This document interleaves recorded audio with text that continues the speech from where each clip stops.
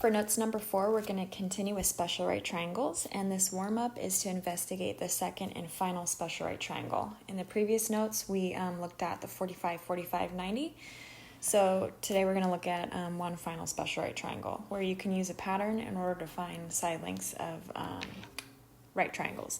So for the warm-up, if you want to pause the video and then restart it and check your answers, for number 1, we have a picture of an equilateral triangle. And I know if it's equilateral that all 3 sides are exactly the same. So I'm going to add tick marks to represent all 3 sides that are the same. And it says to label these 2 units. And then it says to find the angle measures in degrees. I know that a triangle sums to 180, all 3 angles. So if you split that in thirds, since equilateral triangles have all 3 angles the same, that would be 60 degrees. So the angles in all 3 corners are 60 degrees. All right, for number 2, it says an altitude is drawn from vertex A. So the altitude goes from A to D. So when you draw that altitude, it says it bisects angle A. So if this entire thing was originally 60 degrees, if it got cut in half, bisect means cut in half. So if I take half of 60, that would be 30 degrees. So this angle here is 30 degrees. It also says that it's the perpendicular bisector. So perpendicular means it's 90-degree angle, and it's a bisector of side length BC. So side length BC is from here to here, and bisect means cut in half. So again, if all the way across was originally 2 units, if it got cut in half, this would be 1 unit. And I'm only focusing on the right-hand triangle because we're going to be using that to investigate the other special right triangle. So there's one more thing I can label here. This right-hand corner angle was originally 60 degrees, so I'm just going to relabel that. So we now know that the angles are 30, 60, 90, so that's the second special right triangle, 30, 60, 90 degree angles. And then I can also label the 2 units here for side length AC using the original equilateral triangle. All right, so the final thing we're asked to do is we're asked to find side length AD.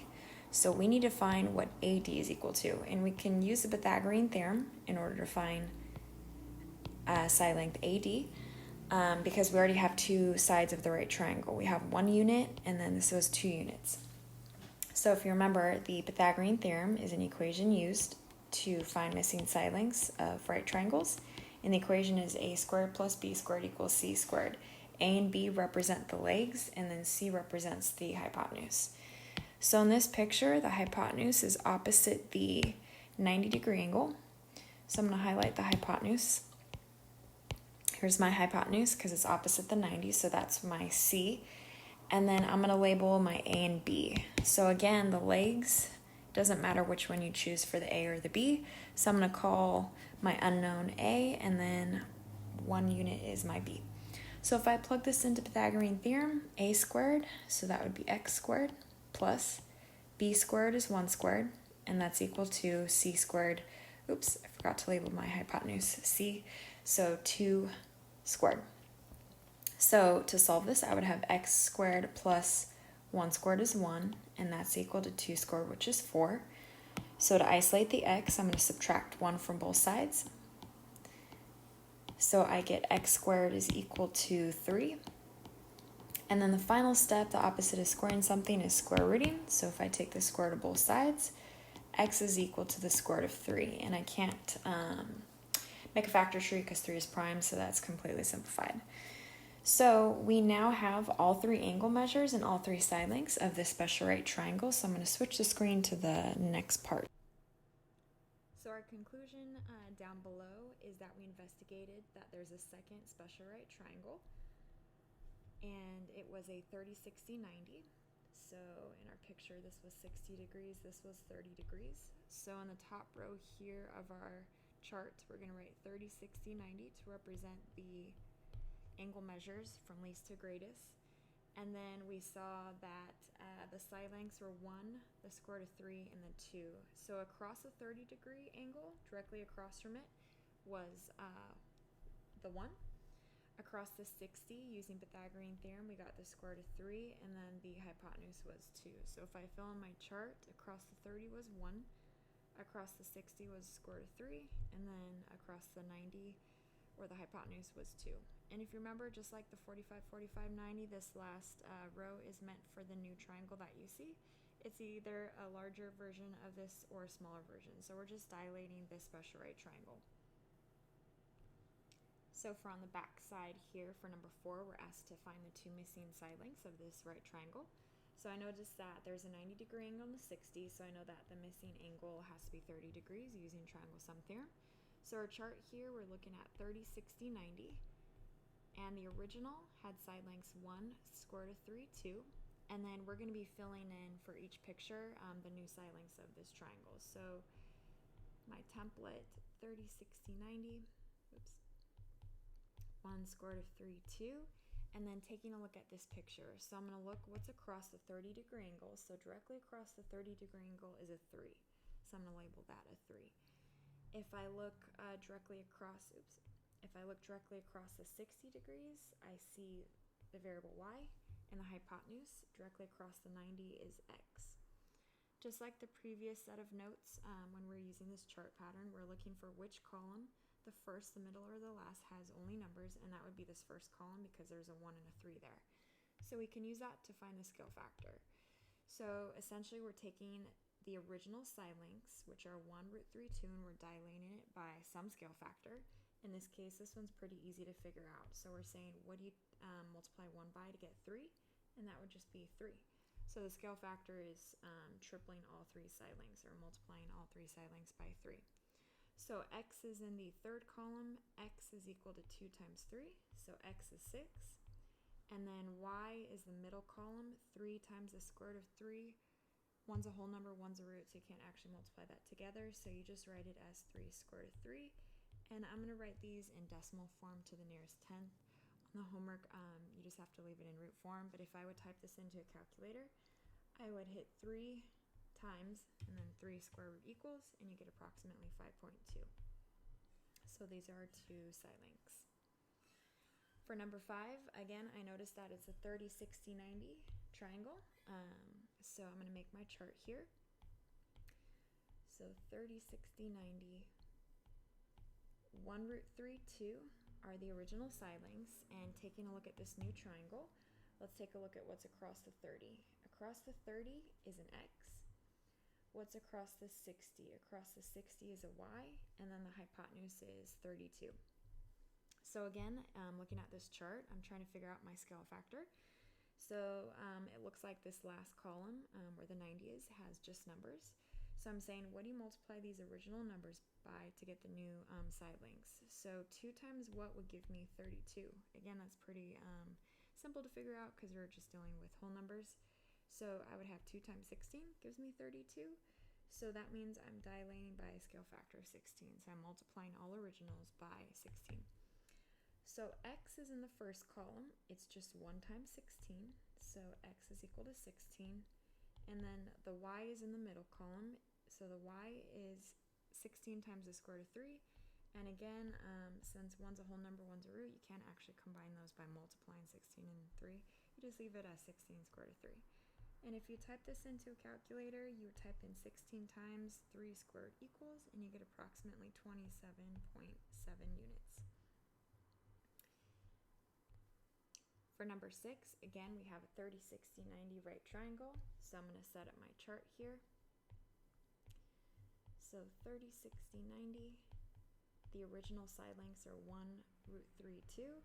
And taking a look at my picture. So across the 30-degree angle is a y. Across the 60-degree angle is a 20. And then the hypotenuse is x.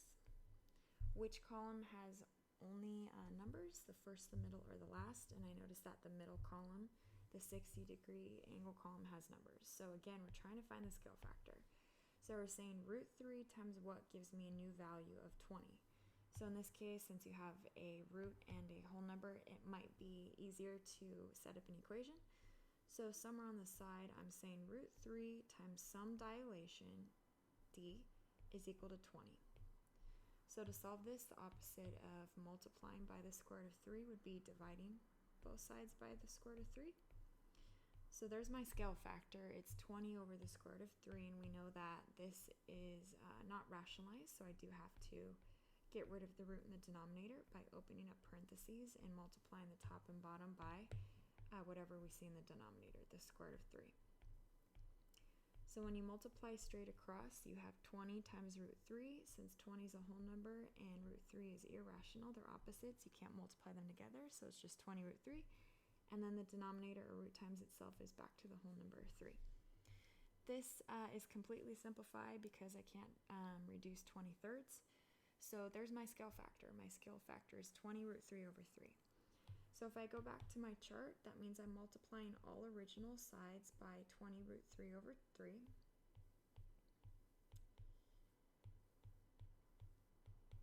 So let's take a look at where x is. X is the third column here. So I have to take my scale factor, 20 root 3 over 3, and multiply it by 2. So if you're multiplying this by 2, you're only multiplying the 20 and the 2, because if I wrote this as a fraction, 2 as a fraction is just 2 over 1, and times that by 20 root 3 over 3. So if I multiply straight across, essentially all you're doing is multiplying the 2 and the 20 together. So my final answer right here would be 40 root 3 over 3. If you want to type that into a... sorry, I had to pause the video. My dogs are making me laugh. Alright, so if you type this into a calculator, you would be typing in 40 times the square root of 3 equals, and then divide that by 3 equals, and you should get 23.1, rounded to the nearest tenth.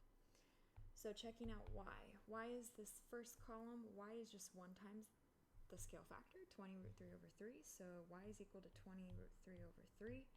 And if you type that into a calculator, you would do 20 times 3 square root equals, divide by 3 equals, and you get approximately 11.5. Alright, for the UTRI, I would suggest stopping the video and then checking your answer with mine. So again, I notice this is a 30, 60, 90 right triangle, so I'm going to make my chart here.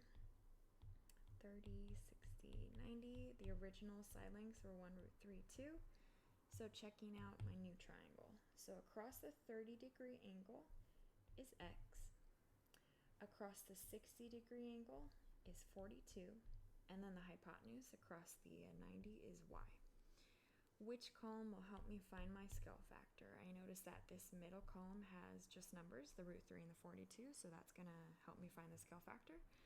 So I'm saying root 3 times what gets me 42. So again, if you have a root and a whole number, it might be easier to set up an equation on the side. So I'm saying root 3 times some dilation gives me an answer of 42. So to solve this, the opposite of multiplying by root 3 would be dividing by root 3. So technically I have my scale factor. However, 42 over root 3 is not completely simplified because there's a root in the denominator. So I'm going to open up parentheses and I'm going to multiply the top and bottom by root 3, whatever you see in the denominator. When I multiply straight across, 42 is a whole number. The square root of 3 is irrational, so you can't combine those. You just write it as 42 root 3. And then a root times itself is back to the whole number of 3. So from here, I can actually reduce this. 42 divided by 3 gives me 14. So my scale factor is 14 square root of 3. So that means I'm multiplying all of the original side lengths by 14 root 3. So x is the first column. It's 1 times 14 root 3 or 14 root 3. If you want to practice typing this into a calculator, you would type in 14 times 3 square root equals, and you would get 24.2. Y is the third column here. It's the scale factor 14 root 3 times 2. In other words, you're just doubling 14 times 2, so 28 square root of 3. And if you type that into a calculator, you should get 48.5.